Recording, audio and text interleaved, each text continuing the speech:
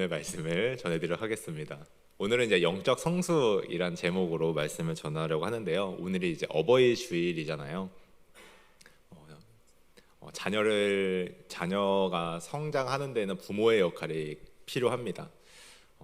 저희들은 다 하나님의 자녀이잖아요. 저희들에게도 몸이 신체가 자라나듯이 영적인 성장도 필요한데 우리의 영적인 성장을 도와주시는 분은 바로 하나님이십니다.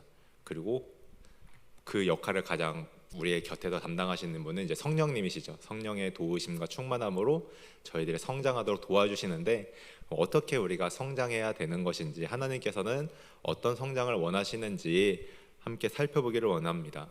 사람은 이제 유아기, 그리고 아동기, 그리고 청소년기, 또 청년, 성년, 장년, 노년기 이렇게 쭉 성장을 하게 됩니다.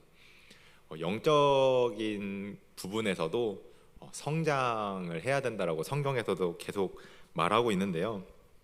요한일서 2장의 말씀에서도 어린아이, 그리고 자녀들, 아비 이렇게 계속, 그리고 아이들은 환상을 보고 아비들은 꿈을 꾸리라, 계속해서 그런 세대들에 대해서 성경에서는 말하고 있습니다. 근데 이것이 우리의 그냥 육체적인 성장만을 말하는 게 아니라 영적인 성장, 영적인 수준으로도 성경은 계속 평가하고 있거든요. 그래서 어린아이의 수준, 그리고 성인의 영적인 수준, 더 성숙함에 대한 수준. 그래서 성경에서는 이거를 성화라고 해요. 성화라는 그 주된 의미는 예수님을 더 닮아가는 것, 예수님처럼 되는 것, 무슨 화 된다라고 우리가 말하잖아요.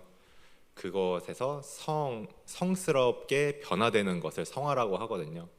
그래서 성화의 단계를 우리가 밟고 있다라고 하는데, 우리들은 그러면 지금 어느 단계에 있는지, 성경에서 말하는 영적인 성숙은 어떤 것을 말하는지, 우리의 부모 되시는 하나님께서는 우리를 어떻게 양육하고 계시고 어떠한 그 자녀의 상을 바라보시고 우리를 이끌고 계시는지를 오늘 말씀을 통해서 바라보길 원합니다.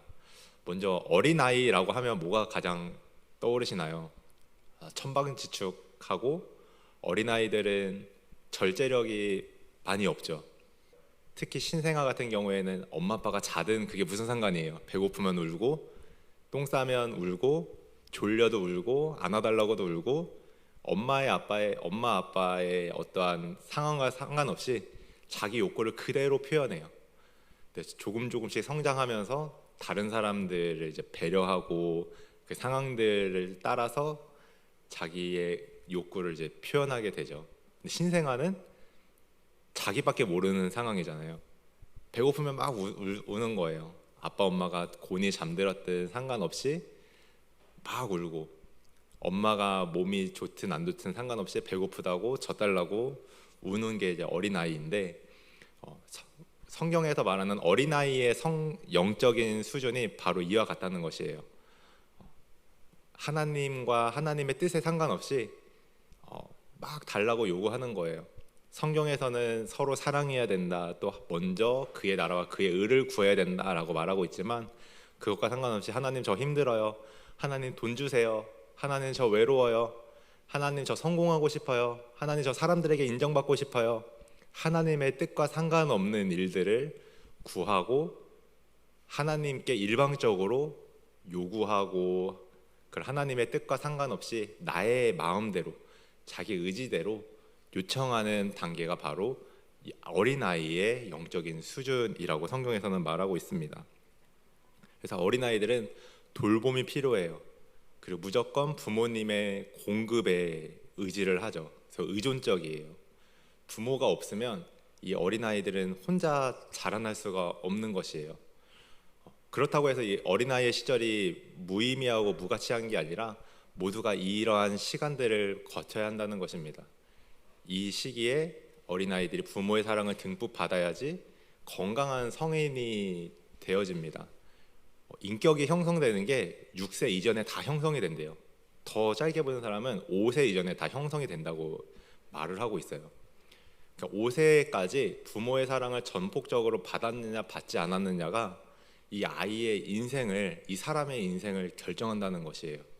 5년 동안 전폭적인 사랑을 받으면 성인이 돼서도 외롭지 않고 스스로 이 어려운 세상을 이겨나갈 수 있는 힘을 얻게 되는데, 이 5년의 시간 동안 부모님의 사랑을 온전히 받지 못하면 아이들이 상처를 입어서 폭력적으로 된다던가 자기 스스로를 비하한다던가 이런 일들이 많이 생기게 된다고 하더라고요. 그래서 우리들도 하나님께서도 이런 상황을 아시기 때문에 하나님 앞에 우리가 우리의 마음대로 막 요청해도 하나님께서는 막 뭐라고 하지 않으세요. 아, 이 사람이 아직 이 수준이구나. 그렇다면 질책하시는 게 아니라 사랑으로 품으시죠.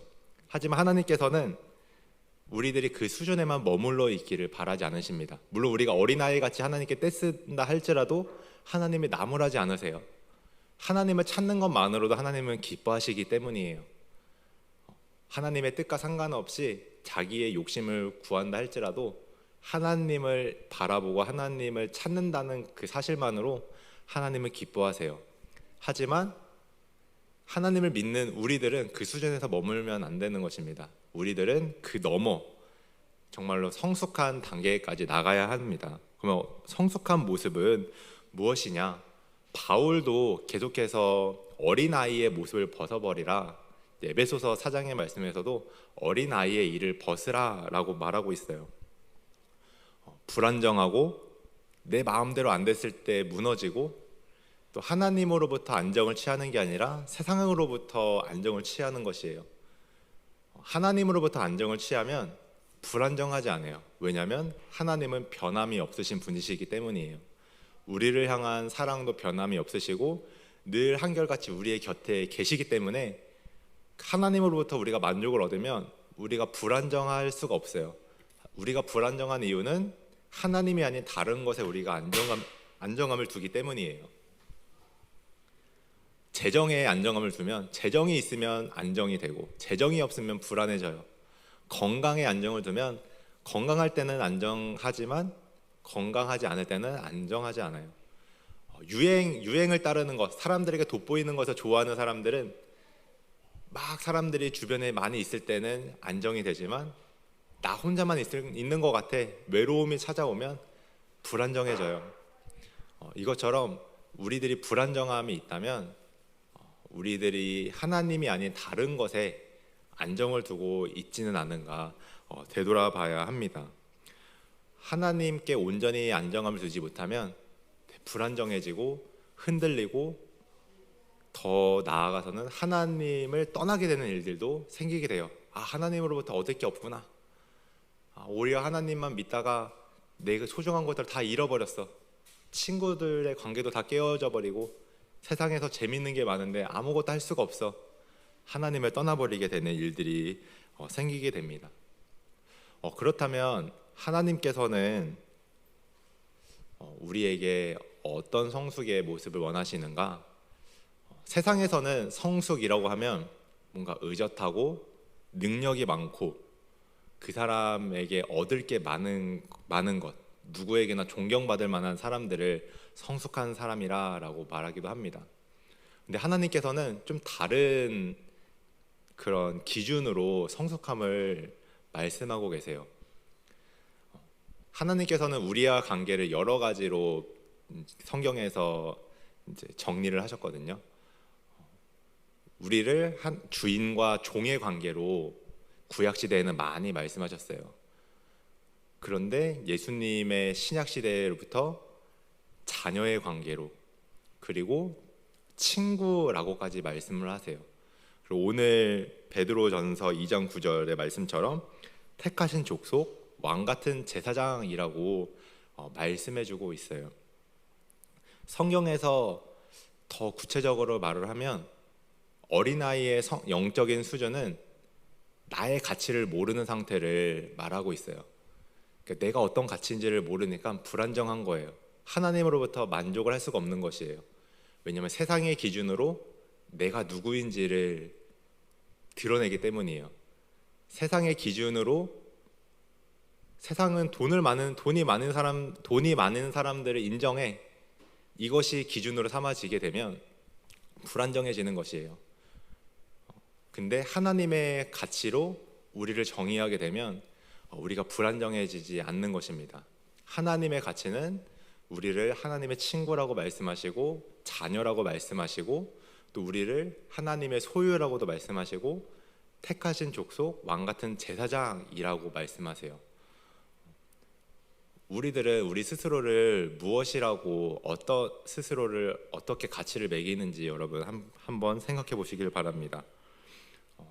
나는 나를 무가치하게 여기진 않는지, 아니면 나는 정말로 하나님 앞에 내가 세상적으로 갖고 있는 것이 아무것도 없다 할지라도 나는 하나님의 택하신 족속이야, 나는 하나님의 택함 받은 자야, 나는 하나님께서 내 있는 모습 그대로 사랑해 주시는 분이셔, 나는 하나님의 사랑을 받는 자녀야, 나는 왕 같은 제사장이야 라고 말하고 있는지 한번 생각해 보시길 바랍니다. 정말 내 주변에 돈도 없어지고 주변에 사람도 다 없어지고 내가 갖고 있는 명예가 다 없어진다 할지라도 내가 하나님 한 분만으로 만족할 수 있는지, 하나님께서는 영적인 성숙함을 가진 사람들은 내가 가진 것이 아무것도 없다 할지라도 하나님 한 분만으로 만족하는 그 모습을 가장 높은 성숙의 단계라고 말씀하고 있습니다.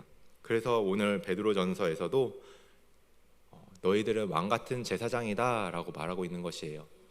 이 베드로전서가 쓰여져 있을 때 이 당시는 교인들에게 핍박이 많았던 시대입니다. 예수님을 믿는다는 것만으로도 끌려가서 죽임을 당하는 네로 황제가 핍박을 많이 했는데요. 그 당시에 핍박을 받았던 자료들을 보면 사람들에게 송진을 묻혀서 나무에 매다는 거예요. 가로수 같은데. 그리고 불을 붙여요. 그럼 한 2, 3일 정도 불이 탄대요. 밤에 길을 비추기 위해서 그렇게 사람들을 죽였어요. 그리고 지난번에도 한번 말씀드린 것 같은데 콜로세움 같은 경기장에서 어린아이들한테 양의 옷을 입혀요. 양의 가죽을 덮어요. 부모님을 옥에 가둬놔요. 그 어린아이가 보이게. 그리고 경기장에 그 아이를 홀로 둡니다. 그리고 맹수를 풀어놔요. 그 맹수들이 양인지 알고 다 갈게 찢겨 먹는 거예요. 예수님을 믿는다는 것만으로 우리가 상상할 수 없는 그런 잔인한 박해를 받으며 살았던 시대가 바로 이 성경이 쓰여졌던 신약의 시대예요. 근데 그 안에서 베드로는 말하고 있는 것이에요. 당신들은 택하신 족속 왕 같은 제사장입니다. 그 죽음 앞에서 가진 것이 아무것도 없잖아요.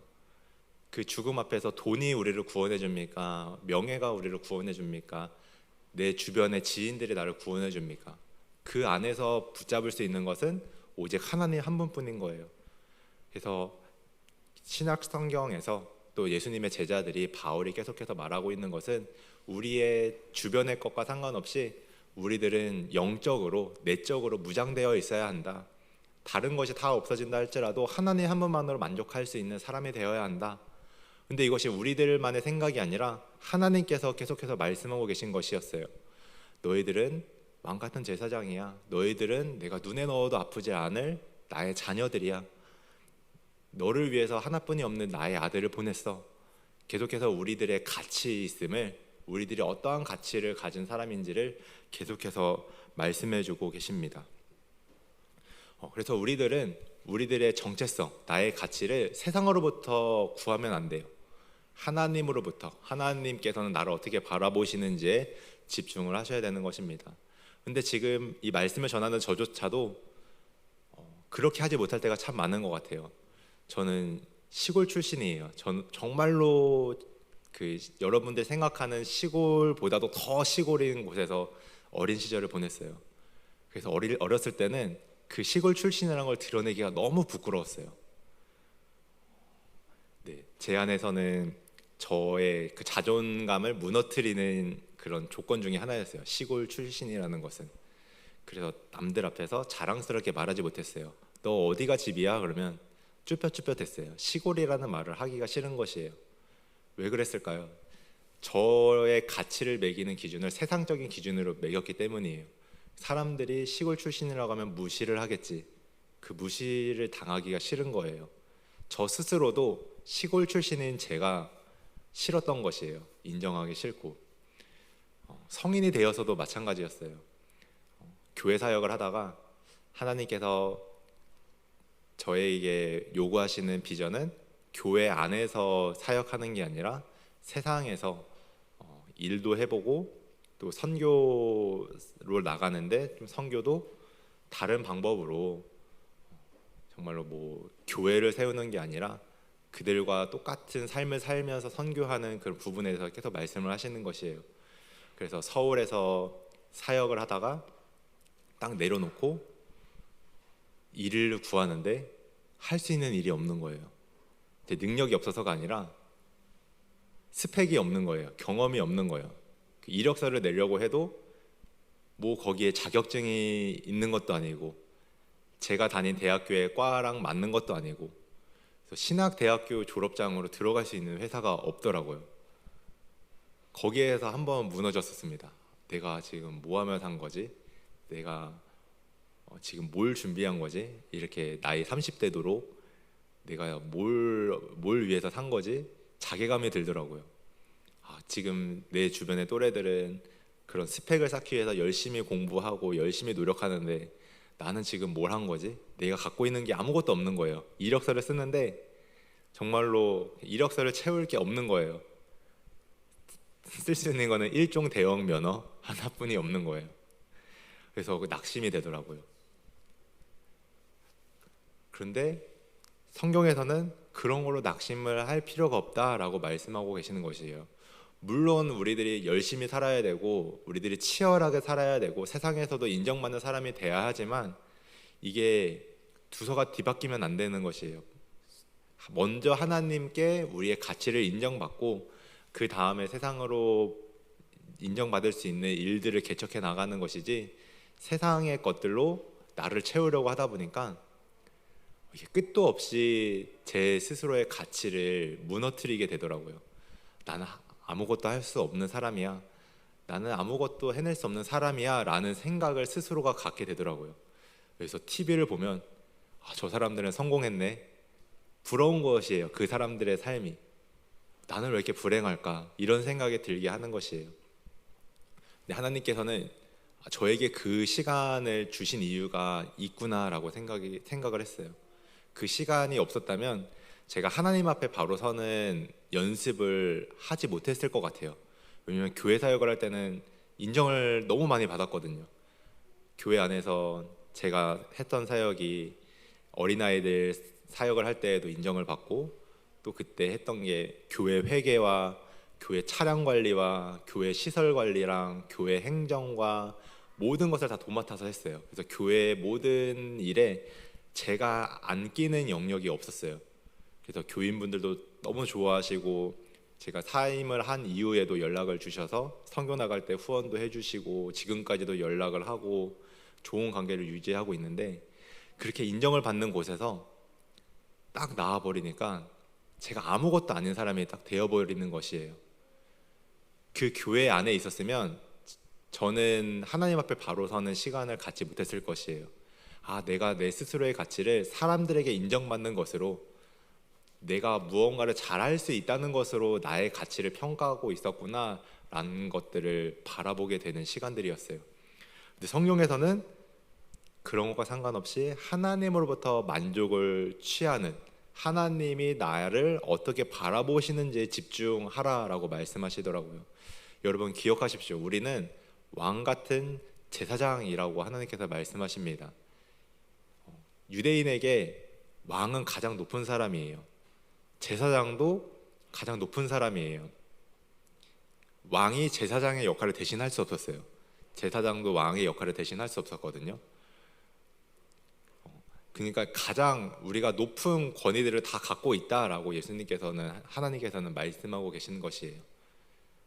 이 왕 같은 제사장이라는 말을 축약하면 하나님의 자녀라는 것이에요. 하나님의 모든 것을 상속받을 수 있는 자녀가 우리라는 것입니다. 근데 저는 계속해서 그 하나님의 자녀된 것으로 하나님께서 명하신 왕 같은 제사장이라는 그 가치를 내려놓고 사람들의 인정으로 저의 가치를 세우려고 했었던 것 같아요. 여러분들도 하나님이 아닌 다른 것으로부터 아니면 또 저처럼 다른 이의 인정으로 스스로의 가치를 평가하고 계시지는 않습니까? 오늘 이 말씀을 통하여서 우리들이 나의 가치를 매기는 것을 세상적인 기준, 또 나 스스로의 기준이 아닌 하나님의 기준으로 스스로를 바라보기를 원합니다. 하나님께서는 우리를 존귀하고 가치 있고 사랑스러운 아들과 딸이라고 말씀하십니다. 그냥 너희를 종이라고 말할게 라고 하는 게 아니라 너희는 왕 같은 사람들이야.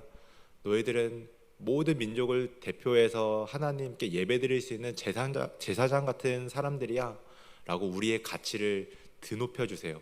하나님은 한 번도 우리를 그런 쓰레기로 취급하지 않으세요. 우리를 하찮은 존재로 생각하신 적이 한 번도 없으십니다. 그런데 우리는 저도 제 스스로를 가치 없는 사람으로 평가할 때가 너무 많았던 것이에요. 선교를 나갔지만 선교를 나간 상황에서도 가장 크게 씨름하는 것은 제 스스로를 바라보는 관점입니다. 나가서 영어도 못하고 나가서 할 수 있는 게 아무것도 없는 것이에요. 근데 제가 하나님의 가치가 아닌 제 스스로의 가치를 바라본다면 무너지고 말 것이에요. 근데 하나님께서는 매일매일 말씀하세요. 내가 너를 책임진다. 내가 너를 굳세게 할 것이다. 너가 강으로 나갈지라도 물에 잠기지 않고 불 가운데로 나갈지라도 너가 불사르지 않을 것이다. 두려워하지 말라 라고 말씀하십니다. 여러분들에게도 동일하게 말씀하고 계실 거라고 생각합니다. 여러분, 세상으로부터 평가받는 가치도 중요하죠. 하지만 그것이 전부가 되어서는 안 됩니다. 그것에 우리의 전부를 빼앗겨서는 안 됩니다. 그것은 우리를 무너뜨리는 것이에요. 우리의 삶을 무너뜨리는 지름길이 되는 것입니다. 그래서 우리들의 그 가치를, 하나님의 가치를 두지 않았을 때 온갖 범죄들이 일어나요. 자살부터 해서 살인까지. 왜냐하면 내 스스로의 가치를 모르기 때문에. 내 가치를 모르면 다른 사람의 가치도 알 수 없는 것이죠. 그래서 여러분들, 하나님이 우리를 어떻게 바라보시는가를 더 깊이 고민하시고 하나님께 묻고 하나님으로부터 우리의 정체성이 확립되어지는 저와 여러분들 되시기를 간절히 소망합니다. 그리하여서 우리들이 어린아이 같은 수준에 머무는 것이 아니라, 그 불안정한 상태에서 머무는 것이 아니라, 어떠한 상황 가운데 처할지라도 하나님 한 분만으로 만족하고 안정감을 취할 수 있는, 그러므로 말미암아 어떤 상황과 환경 가운데서도 하나님의 선하심을 드러내고 하나님의 말씀대로 순종하며 나아갈 수 있는 저와 여러분 되시기를 간절히 축복합니다. 이 시간 기도하겠습니다. 하나님 아버지, 하나님께서는 한 번도 우리를 고아와 같이 버려두지 아니하시고 한 번도 우리를 가치 없는 자라고 여기지 않으심에 감사드립니다. 그러나 저희들은 저희 스스로를 바라볼 때 하찮게 여기고 가치 없다 여기고 남들을 부러워하며 제 스스로를 짓밟고 가치 없게 여겼음을 회개합니다. 하나님 아버지, 오늘 이 시간 이후로 다시 한번 우리들이 하나님 앞에 가치 있고 존귀하고 사랑스러운 아들과 딸임을, 그 자녀됨의 정체성을 회복하게 하여 주시옵소서. 또한 더 나아가서 우리 한 명 한 명에게 하나님께서 허락하신 부르심을 명확하게 하여 주시고, 그로 말미암아 우리들이 하나님의 온전한 비전을 쫓아 하나님의 마음을 시원케 하는 주님의 귀한 자녀들 될 수 있도록 인도하여 주시옵소서. 사단은 날마다 우리들이 넘어지기를 기다리고 있습니다. 그리하여서 우리들에게 속삭입니다. 너는 할 줄 아는 게 아무것도 없어. 너는 가치 없는 사람이야. 넌 소중하지 않은 사람이야 라고 말합니다. 하지만 저희들이 그러한 유혹과 그런 꾀임에 넘어가지 않도록 성령님 날마다 우리와 함께 하셔서 성령 충만함으로 우리가 날마다 강건하게 하여 주시고, 날마다 주님 앞에서 거룩한 산 제물로서 또 하나님을 기쁘게 예배하는 예배자로서 나아갈 수 있도록 인도하여 주시옵소서. 하나님 아버지, 우리를 왕같은 제사장으로 여겨주심에 감사드립니다. 하나님의 자녀로 우리를 삼아주심에 감사드립니다. 하나님의 상속자로 우리를 택하여 주심에 감사드립니다. 저희들의 가치를 잊지 않게 인도하여 주시옵소서. 모든 것에 감사드리며 예수님의 이름으로 기도드렸습니다. 아멘.